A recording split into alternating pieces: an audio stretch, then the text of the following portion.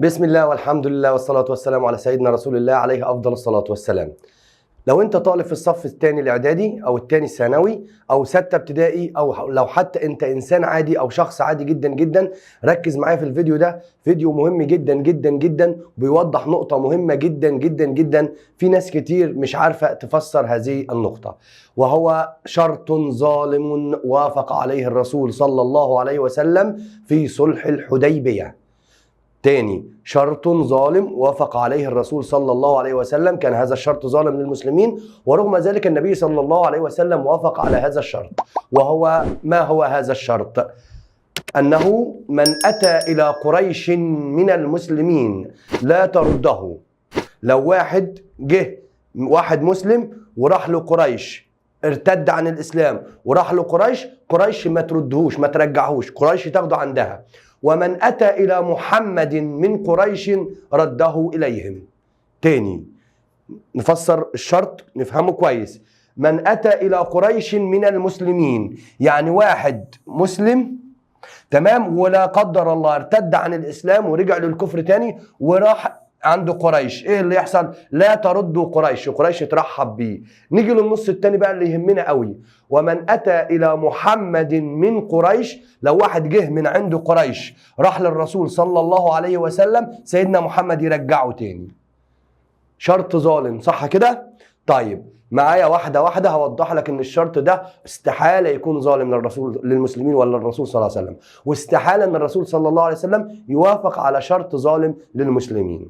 تمام؟ معايا واحدة واحدة هفند لك البنود وازاي الشرط ده هيكون شرط يعني لصالح المسلمين وليس ضد المسلمين، وان صلح الحديبية كان فتحا ونصرا كبيرا للمسلمين، وبعديه بدأت مرحلة نشر الدعوة عالميا. واحدة واحدة، لان في معلش زملاء كتير ما بيعرفوش يفسروا الشرط ده، بيحفظوه للطلبه زي ما هو، سواء في تانية اعدادي او تانية ثانوي او ستة ابتدائي او تقريبا اولى اعدادي. كان عليكم في الدين الطلبه بيقولوا لي عليكم باين في درس عن سيدنا عثمان بن عفان. تمام؟ فمعايا واحده واحده نفند بنود هذا الصلح او ازاي الشرط ده ما كانش ضد المسلمين. اولا، لا يجوز الاعتراض على قرار او امر اخذه الرسول صلى الله عليه وسلم. ده بنص القرآن الكريم. يقول الله سبحانه وتعالى: بسم الله الرحمن الرحيم في سورة الأحزاب الآية 36: وما كان لمؤمن ولا مؤمنة إذا قضى الله ورسوله أمرا أن يكون لهم الخيرة من أمرهم ومن يعص الله ورسوله فقد ضل ضلالا مبينا. ده كلام ربنا. آية تانية برضو: وعسى أن تكرهوا شيئا وهو خير لكم وعسى أن تحبوا شيئا وهو شر لكم والله يعلم وأنتم لا تعلمون. ظاهر الشرط ان هو شر للمسلمين، ان هو فيه ضرر للمسلمين، بس يمكن باطنه فيه خير للمسلمين. ده نص القرآن الكريم. برضو هنشوف بقى واحدة واحدة ايه قصة صلح الحديبية. اولا، احداث الصلح وقصة ابا جندل ابن سهيل ابن عمرو. صلوا على النبي عليه الصلاة والسلام. القصة ان النبي صلى الله عليه وسلم في سنة 6 هجرية في شهر ذي القعدة بالتحديد، فجأة كده قال للمسلمين: هنخرج إلى مكة لأداء العمرة. مكة قريش في بينهم وبين بعض حروب، في بينهم وبين بعض عداء. تمام؟ لكن طبعا الرسول أمر وقال خلاص ينفذوا المسلمين. وطبعا أول ما قال لهم مكة دي بدأت قلوبهم تهفو إلى الكعبة. الكعبة بقى لهم أكتر من 6 سنوات ما شافوهاش بعينيهم بسبب الخلاف بعد الهجرة. تمام؟ الخلاف اللي بينهم وبين قريش. فأول ما الرسول يقول لهم كده طبعا بدأت قلوبهم تنبض كده بحب مكة وتذكروا ذكرياتهم مع مكة وتقديسهم للكعبة. الكعبة كانت مقدسة عندهم طبعا جدا جدا قبل الإسلام، وزادها الإسلام تقديسا. وكان الواحد من دول يا أولاد قبل ما يخرج في رحلة صيد أو لما يرجع كمان أو يخرج في رحلة تجارية أو قبل ما يرجع لبيته لازم يطوف حول الكعبة. قبل ما يخرج وهو راجع، قبل ما يوصل لأهل بيته يطوف حوالين الكعبة. فخرج الرسول صلى الله عليه وسلم ومعه حوالي ما بين 1400 إلى 1600 من المسلمين يلبسون ملابس الإحرام، الملابس البيضاء، وليس معهم من السيوف وليس معهم من الأسلحة إلا السيوف في أغمادها. السيف في غمده يعني السيف في الجراب بتاعه، مش محطوط، لم يخرجه ولم يبرزه. ده دليل انهم لم يخرجوا لقتال. والسيف في غمده وهو سلاح المحارب المسافر عند العرب. لو واحد عربي مسافر بياخد السيف معاه، لكن هم لو رايحين لحرب هياخدوا بقى الرماح والدروع والنبال والحاجات دي كلها. هم مش واخدين الا السيف بس. تمام؟ وساقوا معهم الهدي اللي هو ايه يقال اللي هي الجمال، يعني يقال 70 بدنه 70 جمل عشان يذبح عند الكعبه، تمام، لاطعام الفقراء والمساكين. يبقى احنا خارجين لا للقتال، ولكننا خارجين معظمين ومقدسين للكعبه لاداء العمره، تمام. فطبعا قريش عرفت وقالت ابدا لن يدخلها علينا محمد ابدا، فتتحدث العرب انه دخلها علينا عنوه، لن نسمح له بدخول ايه؟ بدخول مكه. فالنبي عليه الصلاه والسلام وصلته الاخبار، فجه في مكان كده قبل مكه اسمها الحديبيه، وجلس هو واصحابه واقاموا المعسكر بتاعهم او الخيام بتاعتهم، واستنوا عشان يشوفوا الدنيا، مش عايزين قتال، مش عايزين صدام. بدات قريش تبعت له ناس وهو يقول لهم والله ما جئت مقاتلا ولكن جئت معظما ومقدسا للبيت الحرام، تمام. بعتوا له كذا حد برضه، قريش مصر على موقفها، هو بعت لهم سيدنا عثمان بن عفان عشان يخبرهم انه ما جاء للقتال، ودي عليكم يا بتوع تاني اعدادي في المنهج. وطبعا تاخر سيدنا عثمان وظهرت اشاعه ان هو ايه؟ قتل. فطبعا ايه؟ بايع المسلمون الرسول صلى الله عليه وسلم بيعه الرضوان، بيعه ايه؟ الرضوان. ولكن طبعا ايه؟ عاد سيدنا عثمان بسلامه الله. بعد كده قريش هتبعت واحد الى الرسول صلى الله عليه وسلم، انا قلت بعتت له ناس كتير عشان بس التفاصيل عشان ما اطولش عليكم. بعتت له شخص يسمى سهيل بن عمرو، واول ما الرسول شافه كده قال لقد ارادوا الصلح عندما ارسلوا هذا الرجل. وبدا سهيل بن عمرو يتفاوض مع الرسول صلى الله عليه وسلم، برضه في احداث وتفاصيل مش عايز ارغي معاكم فيها. في الاخر ايه؟ وصلوا الى شروط الصلح. طبعا الصلح كان حوالي 10 شروط، اللي يهمنا منها طبعا ايه؟ ان يعود المسلمون في عامهم هذا ويؤدوا العمره في العام القادم، لان قريش لما قالت لسهيل بن عمرو روح فوض محمد، قالت له اذهب الى محمد ففوضه على ان يكون في الصلح الا يدخلها علينا هذا العام ابدا، يعني نوع من الكبرياء كده، يعني مش عايزين حتى لا تتحدث العرب انه دخلها علينا عنوه. ما علينا، المسلمين يرجعوا هذا العام ويؤدوا العمره في العام القادم. هدنه بين الطرفين لمده 10 سنوات، لمده 10 ايه؟ سنوات، او تتوقف القتال بين الطرفين لمده 10 سنوات. برضه دي شروط كويسه، ما فيش اي مشاكل. نيجي بقى للشرط الثالث ده، عشان بس مش هقول كل الشروط، هو الشرط بقى اللي كان مشكله جامده وعمل ضجه وخلى المسلمين زعلوا واتضايقوا من النبي عليه الصلاه والسلام في هذا الموقف، اللي هو ايه؟ من اتى الى قريش من عند محمد فلا ترده قريش، ومن أتى إلى محمد من عند قريش رده محمد إليهم. بص يا شباب، المشهد ولا أعظم مخرج في كل الدول يقدر يخرج المنظر ده اللي قدامنا. الرسول صلى الله عليه وسلم ومعاه الصحابة، والرسول معاه كبار الصحابة بيتفاوضوا مع سهيل بن عمرو، وبدأوا يكتبوا الشروط والكلام دون، تمام. وأول ما قال الشرط ده والرسول وافق عليه، المسلمين اتضايقوا طبعا. إزاي واحد يجي لنا نرجعه لهم تاني؟ اللي زاد الموقف اشتعالا بقى يا شباب، اللي زاد الموقف اشتعالا وخلى الدنيا زادت جدا جدا، وهم خلاص بعد ما كتبوا شروط الصلح ومضى عليه سهيل بن عمرو مندوب عن قريش، ومضى عليه بعض الصحابه، طبعا الرسول كان اميا، وفي قصه كده حصلت ما بينه وبين سيدنا علي، ان سهيل لما بدا الرسول يملي سيدنا علي انه يكتب الصلح، قال له اكتب هذا ما صلح عليه محمد رسول الله سهيل بن عمرو. سهيل رفض، قال له اكتب اسمك واسم ابيك محمد بن عبد الله، لو علمت انك لرسول الله ما قتلتك. فالرسول قال لسيدنا علي امحوها يا علي اشطبها، فسيدنا علي رفض. المهم في حوارات كده، المهم ايه؟ هيبداوا يمضوا الصلح، ومضوه تمام التمام زي الفل، والمسلمين بيغلوا متضايقين من الشرط ده، بس مش قادرين يتكلموا احتراما للنبي صلى الله عليه وسلم. بصوا مين بقى اللي زاد الموقف بقى اشتعالا؟ بصوا لا واحد جاي من قريش جاء يرسف في الاغلال، جاي مكبل كده، ايديه متربطه كده ورجليه بيجر فيها السلاسل، تمام. مين الشخص ده؟ اسمه ابا جندل. اسمه ايه؟ ابا جندل. ابا جندل ابن سهيل بن عمرو. سهيل بن عمرو اللي بيعقد الصلح كان ليه ابن اسمه ابا جندل. ابا جندل ده كان دخل في الاسلام، وابوه اللي هو سهيل بن عمرو حبسه وربطه في مكه، تمام. فلما عرف ابا جندل بان المسلمين قربوا وجايين، قدر يفك الاغلال دي ويقطعها ويجري بقى ناحيه المسلمين، فرحان بقى المسلمين هياخدوه. واول ما سهيل بن عمرو لقى ابنه جاي عليه لطمه على وجهه، ضربه على وجهه ومسكه من هدومه كده وبيجروا يرجعوا مكه، وقال يا محمد لقد لجت القضيه، لو بنطقها صح اخواتنا اللغه العربيه، يعني ما معنى الكلام تقريبا قضي الامر، خلص الموضوع بيني وبينك، احنا كتبنا الشرط ولا ده لازم يرجع. فالنبي قال له النبي صلى الله عليه وسلم نعم يا سهيل. يا نهار ازرق، الناس المسلمين مشتعلين، هترجعوا تاني؟ سهيل بن عمرو بيجر ابنه يرجعه تاني. ابا جندل ده الابن يعني مش مصدق، منبهر، ايه اللي بيحصل ده؟ يعني ما هذا يا معاشر المسلمين؟ اتردونني الى قريش مره اخرى كي يفتنوني في ديني؟ الفتنه في الدين اللي هم يفضلوا يعذبوه ممكن ايه يرجع للكفر تاني، والمسلمين ساكتين، المسلمين بيغلوا متضايقين، واكتر واحد كان بيغلي فيهم سيدنا مين؟ عمر بن الخطاب.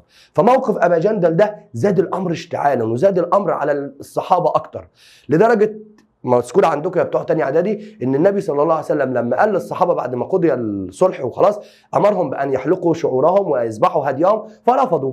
هل احنا عملنا عمره عشان نحلق ونذبح الهدي؟ فطبعا النبي صلى الله عليه وسلم زعل ودخل الخيمه بتاعته وهو يضرب كفا بكف، هلك المسلمون والله هلك المسلمون. فكانت معاه مين بقى من زوجاته؟ السيده ام سلمه رضي الله عنها، فقالت هون عليك يا رسول الله. قالت له، بدات تهديه وقالت له ان الشرط ده كان شديد عليهم جدا جدا.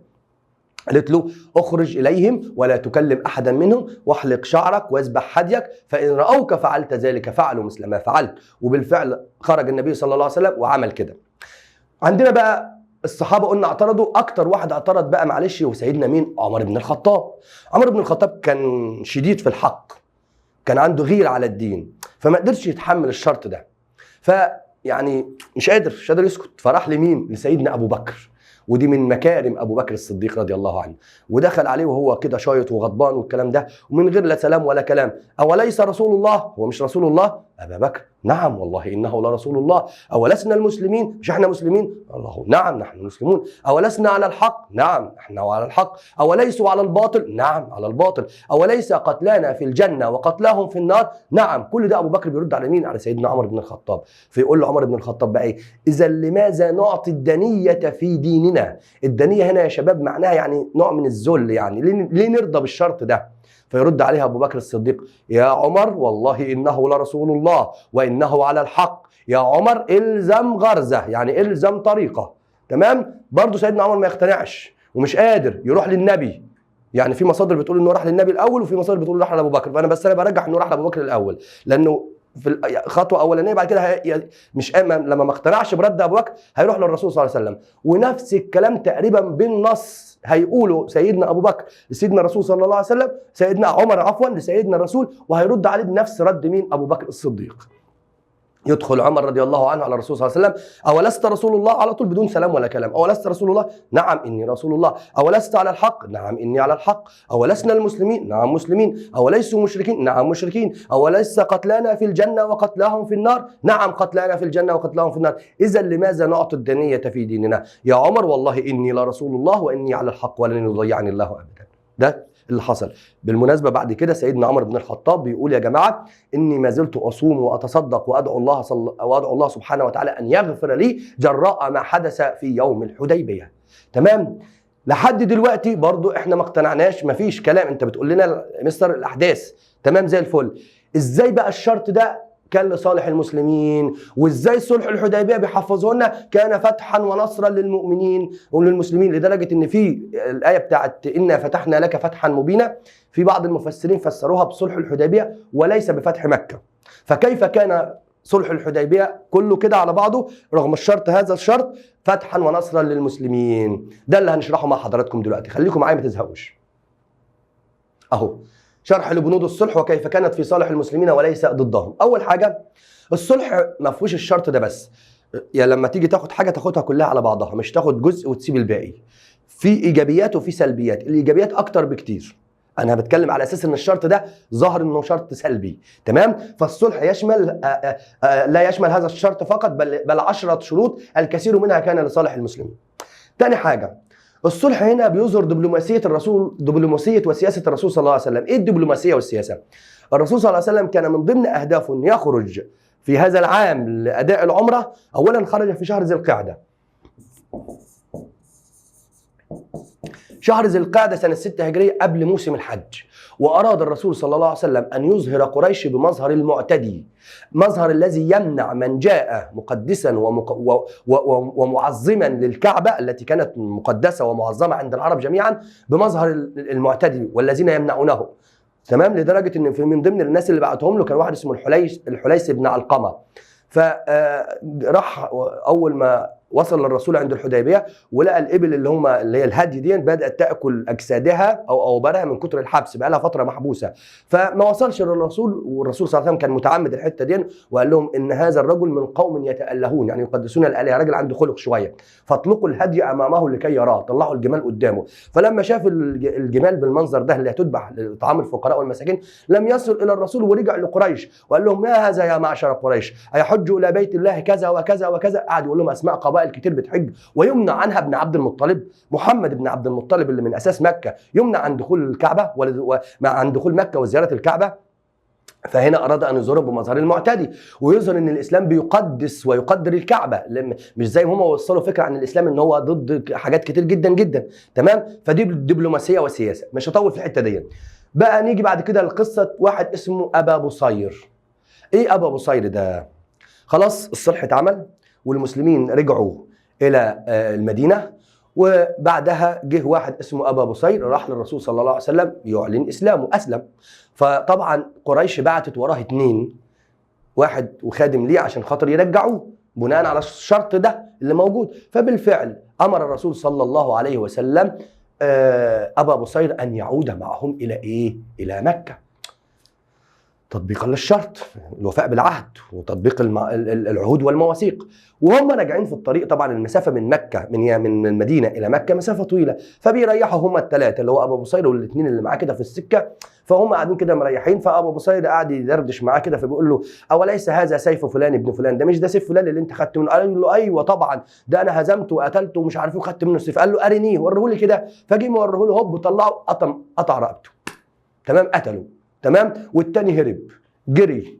في كتب بتقول ان راح للرسول، وكتب بتقول ان راح ايه؟ مكه. ايا كان قتلوا ابو بصير، ورجع ابو بصير للرسول صلى الله عليه وسلم تاني: يا رسول الله لقد وفيت ذمتك، انت رجعتني معاهم وطبقت الشرط وربنا نصرنا عليهم. برضو الرسول يأمره ان يرجع تاني، ارجع تاني، لازم نلتزم بالشرط بتاعنا. تمام كده؟ فيرجع ابو بصير تاني، لا راح في مكان كده على ساحل البحر، على طريق القوافل ناحيه البحر الاحمر، طريق القوافل اللي بتيجي منها ايه؟ قوافل قريش من بلاد الشام. وقعد. بعد فتره بدات عدد كبير من المسلمين ينضموا لابا بصير، يدخلوا الاسلام، عارفين ان هم لو راحوا للرسول هيرجعهم تاني الى مين؟ الى قريش، فيروحوا ينضموا الى ابا بصير، لدرجه ان يقول لك وصلوا حوالي 70 واحد، فاصبحوا مجموعه واخذوا يهاجمون قوافل قريش التجاريه التي تاتي من الشام. تمام كده؟ الرسول ملوش دعوه بيهم، ملوش علاقه بيهم خالص، لدرجه ان قريش اللي شرطت الشرط ده طلبت من الرسول صلى الله عليه وسلم ان يضمهم اليه. لا يا عم خدهم، ما هو لو جم مع الرسول هيبقوا مسؤولين من الرسول. طب مش انتوا اللي قلتوا اللي يجي لي ارجعه لكم؟ لا، قالوا لا احنا متنازلين يا عم على الشرط، خدهم عندك. تخيلوا، شوف الاحداث هتيجي ازاي. فقريش نفسها هي اللي اشتكت من الشرط ده. بعد كده يبقى الشرط ده كان لصالح المسلمين. تمام؟ تاني حاجه، كان الصلح فتحا مبينا للمسلمين. زي ما قلت لحضراتكم، في قبائل كتير يا اولاد او يا شباب دخلت في الاسلام بعد هذا الصلح. ازاي؟ انا عندي الشرط بيقول لي من اتى الى محمد من عند قريش، مش من قبيله تانية. ففي قبائل تانية كانت عايزه تدخل في الاسلام بس خايفه من قريش، لان قريش قبيله لها مكانه ولها مكانه تجاريه ومكانه دينيه ومسيطره يعني. تمام؟ لو دخلوا في الاسلام قريش هتضيق عليها بقى في التجاره والحاجات دي كلها. فهنا لما اتعمل الصلح ده في قبائل كتير دخلت في الاسلام، قريش ما تقدرش تتكلم معاها، مش لو اتكلموا معاهم يقول لهم ما انتوا عملتوا صلح مع محمد، اشمعنى جت علينا احنا؟ ففي عدد كبير جدا من الناس دخلوا ايه؟ الاسلام. تاني حاجه زي ما قلت لحضراتكم ان الرسول صلى الله عليه وسلم، ودي موجوده عندكم في الكتب، بدا يتفرغ لنشر الاسلام عالميا. الرسول كان قدامه مشكله جامده جدا، هي قريش اكبر قبيله في شبه الجزيره العربيه واقفه ضده. فالرسول صلى الله عليه وسلم ربنا ارسله مش للعرب ولا لقريش، للناس كافه، لجميع الارض. فما كانش يقدر يتفرغ للموضوع ان هو يرسل رسائل لملوك العالم يدعوهم في الاسلام قبل ما يخلص من مين؟ من موضوع قريش. تمام؟ فده نقطة مهمة جدا، ان بعدها تحولت الدعوة من دعوة محلية الى دعوة ايه؟ عالمية. فارسل رسائل لكسرى فارس وقيصر الروم والمقوقس عظيم القبط في مصر وكل ملوك العالم في ذلك الوقت يدعوهم ليه؟ للاسلام. تمام؟ بعد كده امن الناس بعضهم البعض، فدخل في الاسلام في تلك السنتين اضعاف من دخلوا منذ البعثة. احنا قلنا ان في قبائل كتير دخلت الاسلام بعد هذا الصلح. عدد المسلمين يا شباب اللي خرجوا مع الرسول في هذا الصلح ما بين 1400 إلى 1600. الكلام ده كان سنة كام؟ 6 هجرية. بعدها بسنتين اللي هو فتح مكة 8 هجرية، جاء الرسول صلى الله عليه وسلم لفتح مكة ومعه جيش، يعني فرسان مقاتلين يزيد عن 10,000 مقاتل. 10,000 مقاتل. أنا هنا بقول 1400 ل 1000، قول يا سيدي 2000 واحد. ف2000 من 10,000 8,000 واحد على الأقل دخلوا الإسلام في السنتين دول. ومنذ بداية البعثة الرسول بقى له 13 سنة في مكة و6 سنوات بعد الهجرة 2000 أو 2000 وشوية، لكن في السنتين دول من 6 هجرية ل 8 هجرية قلنا جاء الرسول صلى الله عليه وسلم بجيش لفتح مكة عدده 10,000 مقاتل. ازاي ده؟ زي ما قلت لحضراتكم في قبائل كتير دخلت الإسلام.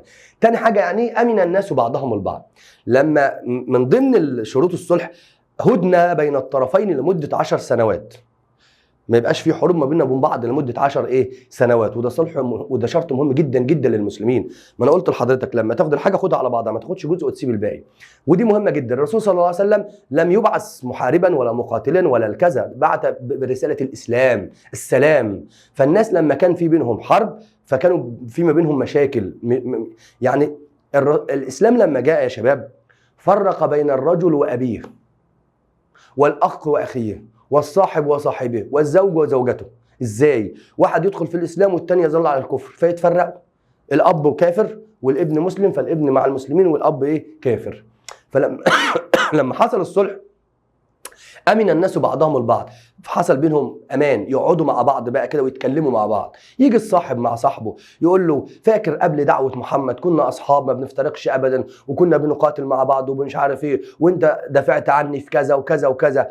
يقول له يا عم استنى بس، انت عارف دعوه محمد دي بتدعو لايه؟ يقول له بتدعو لكذا وكذا وكذا، ويقعد يكلمه عن الاسلام فينشرح صدره ويدخل في الاسلام. لكن طول ما في حرب وفي مشاكل ما بينهم مستحيل. صح ولا لا؟ يبقى اذا الصلح لم يكن ضد المسلمين. فزي ما قلت لحضراتكم امن الناس بعضهم البعض فدخل في الاسلام في تلك السنتين اضعاف من دخلوا في البعثه. تمام؟ قلنا دخلت العديد من القبائل الاسلام والتي كانت تخشى مين؟ تخشى من قريش. يبقى اذا الخلاصه لم يكن صلح الحديبيه فيها اي شرط ظالم للرسول صلى الله عليه وسلم ولا المسلمين، وحاشاه صلى الله عليه وسلم ان يوافق على مثل هذا الشرط. دي نقطه حبيت اوضحها، نقطه مهمه جدا جدا جدا، لان في طلبه كتير بتسال عنها وفي مدرسين كتير ما بتعرفش توصلها، فيا ريت تنشروا الفيديو وتوصلوه، صدقه جاريه مني ومنكم. وشكرا لكم حبايبي، والسلام عليكم ورحمه الله وبركاته.